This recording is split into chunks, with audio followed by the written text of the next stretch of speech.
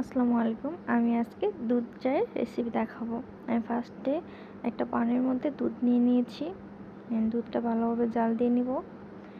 দেখেন বলক উঠে গিয়েছে দুধটা। এখন একটু নেড়ে নিব। আমি এখন এর মধ্যে 3 চা চামচ চা পাতা দিয়ে দিব। আমি এর মধ্যে দুধের মধ্যে চিনি দিয়ে দিয়েছিলাম পরিমাণ মতো। এটা আর কি স্কিপ হয়ে গিয়েছে। আপনার পরিমাণ মতো চিনি দিয়ে নেবেন। এটা এখন আমি চাটা ভালোভাবে নেড়ে নিলাম একটা চামচের সাহায্যে। দুধ চাতে যত বলক উঠাবেন, যত চুলার আঁচে জাল দিবেন, তত খেতে ভালো লাগবে। দেখেন কালারটা কত সুন্দর এসেছে। এখন কিছুক্ষণ ফুটাই নিব আমি।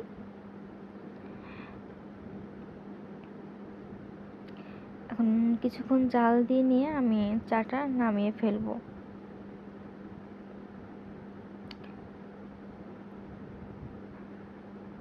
এখন আমি একটা ছাঁকনার সাহায্যে চাটা ছেঁকে নিচ্ছি, যেন চা পাতিগুলো আমার চায়ের মধ্যে, কাপের মধ্যে না পড়ে।